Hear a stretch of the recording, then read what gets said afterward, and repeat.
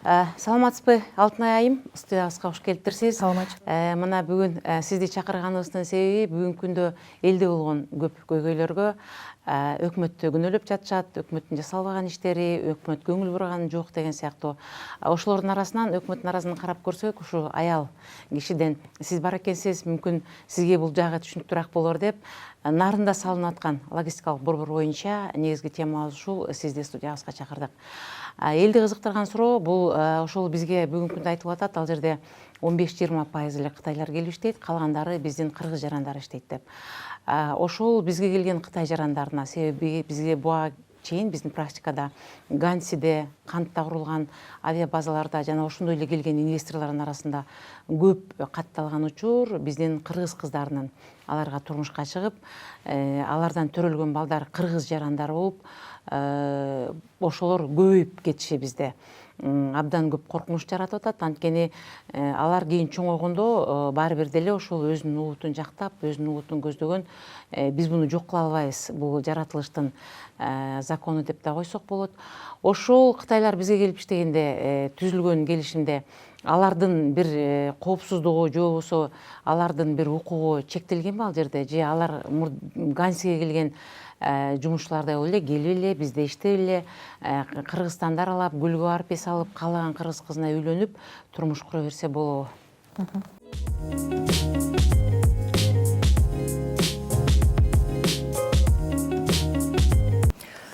Рахмат, абдан мындай бир актуалдуу маселени көтөрүп атасыз.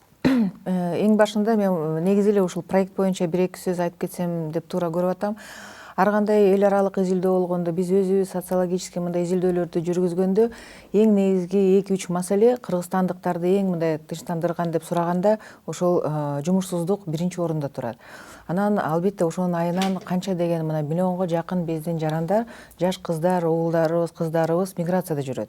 Анан ошону кантип чечиш керек деп ар кандай площадкаларда сөз кылганда баары эле айтат жумуш орундарын түзүш керек деп. Бизде тилекке каршы бүгүнкү күнү ошол эмгек рыногунда бир дисбаланс болуп калганда, бир жылда бир 70 000, 80 000 жаш кыз уулдарыбыз ошол окууну бүтүп жумуш рыногуна атташат. Бирок аларга албетте мынчалык орун жок болгондуктан алар ошол башка бир мамлекеттерге кеткенге туура келип атат. Анан эми канча жылдан бери биз болсо ошол если ат башына алсак, биз жалпы эле биздин бир мындай саясатыбыздын эң негизги приоритети ошо инвестицияларды тартуу. Тышкы инвестор болобу, ички инвестор болобу, жумуш ордун түзүү, экономиканы көтөрүү деп айтабыз. Бирок мына бүгүнкү күнү ошол ат башыда акыркы бир нече жылдан бери ошол логистикалык борбор курулуш керек, ошол жерде бир өзүнчө ушундай бир логистикалык борбор болуш керек деп айтылып келген. Анан бүгүн эми ошондой инвестор чыгып, ал жерде жалаң эле Кытай инвестор эмес, ал жерде эки инвестор бар экен. Бирөөсү Кыргыз Республиканын жараны, анан ошол Кытай Республикасынын жараны бир чоң ири инвестиция салабыз деп ошондой бир пландары бар экен. Албетте мен элди дагы түшүнүп турам.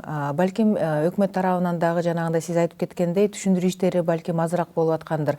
Бирок бул жерде мына айтып коюш керек, Нарын областтык администрация, Ат башы район акиматы дагы, жергиликтүү бийлик дагы ошол элдерге чыгып, мына бүгүнкү күндөрү дагы ошол сход жасап, ошол түшүндүрүп, келишим кандай болот, юридикалык жактан дагы биздин мыйзамдар ошол жана сиз айтып кеткен коркунучтарга жол береби, бербейби, кантип чечилиш керек, албетте ошондой иштер жүрүп жатат. Бирок биз мына эртең менен дагы сүйлөшкөндө мен өзүмдүн жанагы ошо социалдык маселелерди тейлеген коллегама дагы айттым, бул иштер абдан мындай бир көп болуш керек.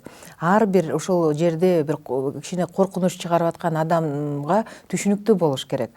Анан жана бул биринчиден айтып коюш керек, биздин мыйзамдар бүгүнкү күнү башка бир мамлекеттин жаранына менчикке жер алганга тыюу салат. Азыркы жер болсо ошол СЭЗ Нарын дегенге берилген, а СЭЗ Нарын өз убагында жанагы ижарага, жанагы инвесторго берип жатат. Бул эми 10 жылдын ичинде жанагы 280 миллион деп атпайбызбы АКШ доллары, ошол инвестиция келет деп атат. Биринчи мисалы үчүн 3 жылда бул жазалат, экинчи 3 жылда бул жазалат деп ошол жердеги маалыматты биз бүгүн мен ойлойм мындай жайылтканга аракет кылабыз. Бүгүн мына 1000ге жакын биздин жаш кыздар, балдары ошол жерге иштейбиз деген бир ниетин көрсөтүп атыптыр, жазылып ошол иштейт элек деп. Анан ал жерде жалаң гана мен туура түшүнсөм Кытай инвесторлор эмес, жалпы мындай эл аралык инвесторлор да келсе болот экен. Менин коллегам эртең менен айтып атат, мисалы үчүн Турция мамлекетинен дагы бир текстиль жагынан ошол жерде резидент болуп ачат элек деген дагы ниеттер болуп атыптыр. Вот, анан албетте биринчи ирет мен ойлоп атам биз ошол жерге башка жактан келген инвесторлор дагы батат, ошол жерден. Албетте. Бир эле Кытайдан келген ал борбор эмес, андан башкалар дагы ооба. Ал жерде биздин дагы өз кыргыз жарандары барып президент боло алат. Демек бул болсо эл аралык бир мындай логистикалык борбор деп эсептесек болот деп ойлойм. Анан жана коркунучтар жалаң эле Кытай жарандар же башка эл аралык жарандар иштейт дегени бизде эми жанагы мыйзам негизинде тышкы миграция жөнүндө мыйзам дагы башка мыйзамдарга 20%дан көп болбош керек. 20% ошол чет мамлекеттин жарандары, калганы бүт кыргыздар болуш керек деген мыйзамдарыбыз бар. Ошондуктан мен ойлойм биринчи ирет бул проект, наверное, Кыргызстанга, өзгөчө ошол Ат башы районуна жакшы бир мындай пайда алып келе турган мыйзам проект деп мен эсептеп жатам да. Анан сиз айтып кеткендер ар бир проекттин плюстары болот, анан коркунучтары. Анан албетте ошол коркунучтарды тизмелеп, эмне коркунуч жаратып атат? Экологиялык жактан алалык десек, айтып атат, именно ошол проект аркылуу жашыл экономика принциптери биринчи жолу киргизилет деп. Ошол эле күндөн алган энергия колдонулат экен деп. Демек, экологиялык жактан дагы экспертиза өткөзүп, эмне зыяны бар, так биз белгилеп айтышыбыз керек. Жанагы сиз айткан кыргыз кыздар мисалы үчүн башка улутуна чыгат деген, мен мисалы үчүн эме только расмий мындай статистикага таянып айта алам да. Биз анализ кылып көрсөк, 2010 жылдан 2018 жылга чейин башка мамлекеттин жарандары менен мындай жай айтканда үй бүлө түзгөн саны 17,5 миңдей болуп атат да. Анын ичинен 17,5 миң кыз башка улутка турмушка чыккан. Жалаң эле кыз эмес, эркектер деле ооба башка улуттун кыздарын алган десек болот. Эң көбүнчөсү бул Россия Федерациясында. Бирок мен ойлойм бул болсо биздин эле Кыргыз улутундагы Россия Федерациясынын жараны болгон деп эсептелип атат да. Казакстан Республикасы менен Өзбекстан Республикасы менен ошолор менен эң көп экен. Анан эми Кытай жарандарын алсак, ошол эле расмий статистика 60 деп белип атат. Бул ошол жанагы канча жылдын ичинде.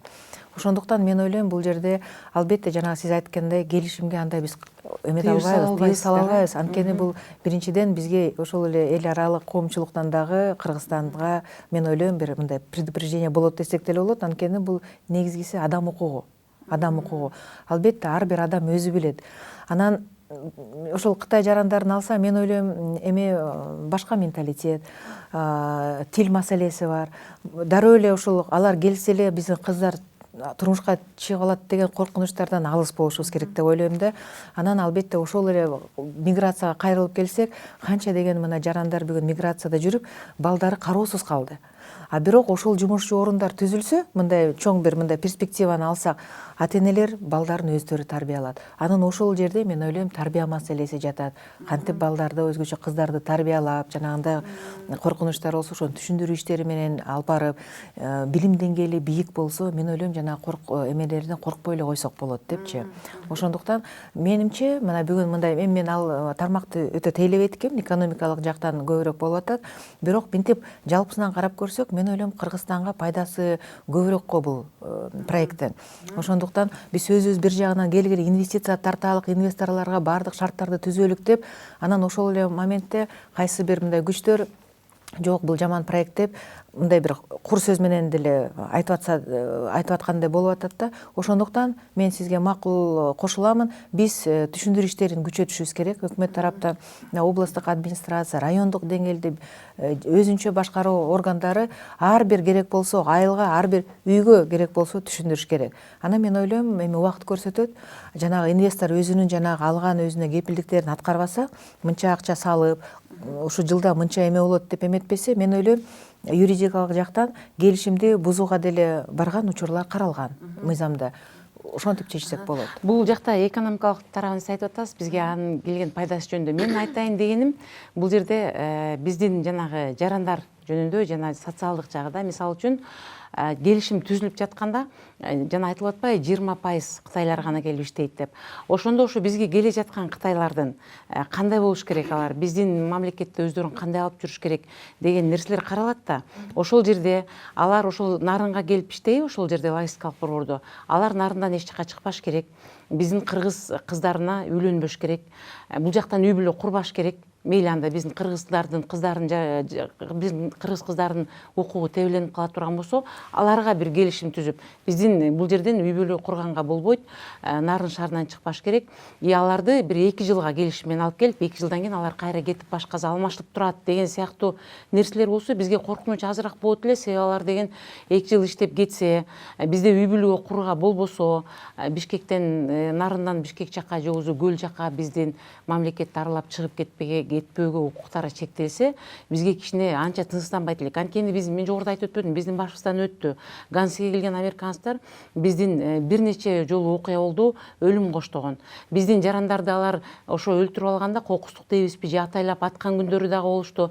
Алар биз өзүбүз соттойбуз. Булар деген Кыргызстандын жараны болбогондуктан силерге бербейбиз деп алып кетип калды. Биз билбейбиз алар Америкага барганда соттолду же соттолгон жокпу. Ошондой эле алар биздин кыздарга үйлөнүп, үй бүлө куруп, калгандары андан көп, кеткендери мындан көп болуп калды да. Аларга анткени андай чектөө коюлган эмес. Алар каалашынча биздин Бишкектин шаардын кафелерибизди аралап, кыздарыбызды бузганга чейин барып.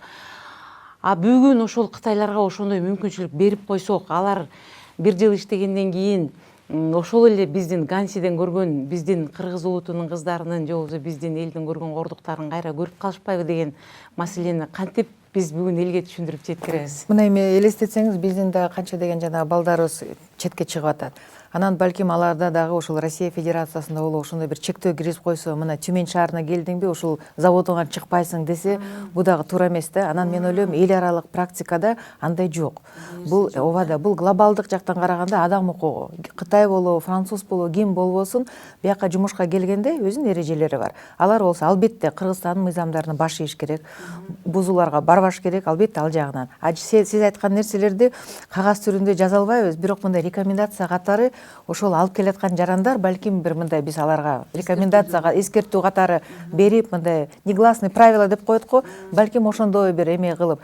Эң негизгиси мен ойлойм, биздин кыздарыбыз өзүбүз ошондой бир мындай жанагындай туура түшүнүп, мисалы үчүн башка бир мамлекеттин жараны келип, аны менен бир какой-то официалдуу түрдө эмес, башкача бир мындай мамиле түзсө, анын да кандай коркунучтары бар? Балким бала төрөлүп калса, эч кандай анын регистрациясы болбосо, ал жаран өзүнө кетип калса, анан бала менен калып калат. То есть ошондой сыяктуу нерселерди мындай бир айтып берсек, мен ойлойм, алар өздөрү дагы анализ жасап түшүнүш керек. Бул орчундуу нерсе. Биз деген азыр жанагы бизге экономикалык жактан бир топ пайда алып келет деп атпайбызбы? Ал жагы жакшы, бирок деген бул жерде биз бүгүнкү эле ошол биздин алардын экономикалык жактан бизди көтөрүп жиберерин же болбосо бизге жардам берерин ойлонбостон, биз келечекти да ойлонушубуз керек. Анткени эртеңкиси кандай болот депчи. Ошол менимче бүгүн ат башы элин тынчсыздандырган биринчиден бизде аябай кийинки күндөрү баарыбыз эле патриот болуп калдык, жерибизди бербейбиз деген нерсе болуп жатат. Мен ойлойм, жерибизди бербейбиз деген туура эмес. Анткени бул бизде эле эмес, Турцияда, Кытайда, башка мамлекеттерде мындай СЭС, жанагындай свободный экономический зона деген жерлер бар экен. Ал жерде биздин кыргыз жарандар барып да бизнес кылган учурлар көп экен. Россияда алардын бизге келиши эч кандай деле мындай экономикабызды көтөрүшү мүмкүн, бирок биздин жана социалдык жактан биздин жарандарга, биздин келечек урпактарга зыяны тийбейби деген жагындагы жогоруда сиз айткандай бир эскертүүлөр менен алып келсек, анан эскертүүлөр болот деп элге түшүндүрсөк, ошол көбүнчө ошо ат башынын тургундарына, кыздарына түшүндүрсөк, эч кандай мындай болбош керек, анын келечеги кандай болот деп, ошол жагын эл бүгүн түшүнбөй жатат. Мен ойлойм, биздин берүүдөн кийин дагы бир топ түшүнүктүү нерселер болот болуш керек. Мүмкүн биздин берүүдөн кийин ошол ат башыда бүгүн түшүндүрүү иштерин жүргүзүп жаткан биздин саясатчылар бул теманы да камтып кетишет деп.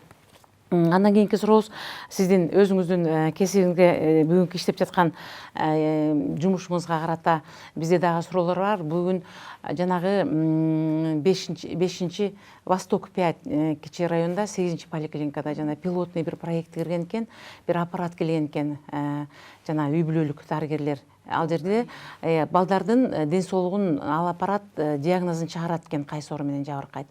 Ошол пилотный проект болгондо барып балдарды көрсөткөндөн кийин бир топ балдардын диагнозу туура эмес чыгып калгандыгы жөнүндө айтылып жатат дагы. Эми андан кийин анын артынан бизге келчү аппараттар 500 миллион сомго келет экен дагы калган аппараттар. Биз буларды коюп алып, анан эртеңки күнү дагы эле ошондой бир ооруларды алар далилдей албай калып, анан элдин алдында уят болуп калбайбызбы деп ошол суроо менен кайрылайын дегем. Анткени бүгүн жана коопсуз шаар боюнча бизде бир канча чырлар болуп, аягында ошол нерсени кабыл алган биздин чиновниктер күнөөлүү болуп, өзүңүз көрүп жатасыз, бүгүнкү күндө кээ бирөөсү даже абакта жаткан учурлар да болуп жатат. Ушул нерсе кандай мааниде каралды? Жакшы, абдан жакшы суроо берип атасыз. Анткени чынында эле туура эмес бир маалыматтар аралап кетти десек болот да. Бул жерде жанагы аппарат боюнча сразу эле мен эме коюп коеюн. Муну эч ким келишим түзгөн жок, ошол 500 миллионго алабыз деп. Бул бир кайсы Россия Федерациянын шаарында ошондой аппарат чыгыптыр. Анан муну эми саламаттык сактоо министрлиги аларга мындай бир талап коюлганда, ошол балдардын ден соолугун профилактика кылыш үчүн ошол жана өзүнчө IT мектеп поликлиникасы деп аталат да бул проект. Эмне кылсак болот? Балдардын ден соолугун кантип карап турабыз деген. Анткени кээ бир билесиздер, мектептерде мурункудай уже медпункттар дагы жок калган. Анан балдар эми поликлиникага катталган, бирок ал жерден барабы, барбайбы врачтар каттайбы, ал өтө чоң мындай суроо жаратат. Ошондуктан бир ошондой проект катары саламаттык сактоо министрлиги ошондой аппарат алып келиптир. Алып келип, ошол жана 8-чи поликлиникага коюп атат. Алар бир нече жолу айткан, бул пилоттук вариантта. Пилот өзү эмнени түшүндүрөт, ошону иштетип көрүп, терс кайсы бир жактары бар же жакшы жактары бар, ошонун баарын карап, анан жыйынтык чыгарат. Анан албетте бүгүн бир дагы жолу ошол аппараттарды алалык, ошолорду келишим түзөлүк деген сөз да болгон да эмес. Мен ойлойм, бул жерде жанагы ошол ойго пайда болушуна министр жол берип койду десек болот. Анткени ал киши айтты, жанагындай проект аппарат өзүнү жакшы көрсөтсө, ошону менен туура иштейбиз деп чечсек, бул мынча акчаны талап кылат экен деп. Ал, наверное, мектептердин санын ошол аппараттын баасына кошуп эле айтып койду. Бирок бул жерде мен так айтып кетейин. Ошо балдарды бүгүнкү күнү IT поликлиника деп кандайча жасасак болот? Жанагы мындай профилактикадан жакшы эч нерсе жок. Ошол ар бир мектепке бир жылда бир же жарым жылда бир барып, ар бир баланы денесин, рост, вес, жанагыда салмагын, кандай эмелери бар, сколиоз барбы, жокпу, эмесин жана көзүн текшерип, кулагын текшерип, ошентип эметип, бардык балдардын эмеси, параметрлери жазылат. Алар болсо ошол ар бир поликлиникада өзүнчө электрондук вариантта жазылат. Бир жылдан кийин ошол эле бала росту канча болуптур, салмагы канча кошулуптур, салыштыруу динамикасын караш керек да. Мен ойлойм, ошондон өтөр эчтеке жок.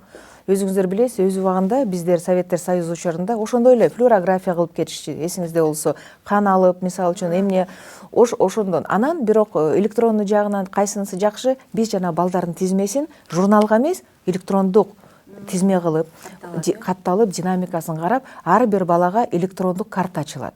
Анан ошол жерде мынча жашта прививка алды, мынча жашта муну кылды, мынча жашта бул врач көрүптүр деп.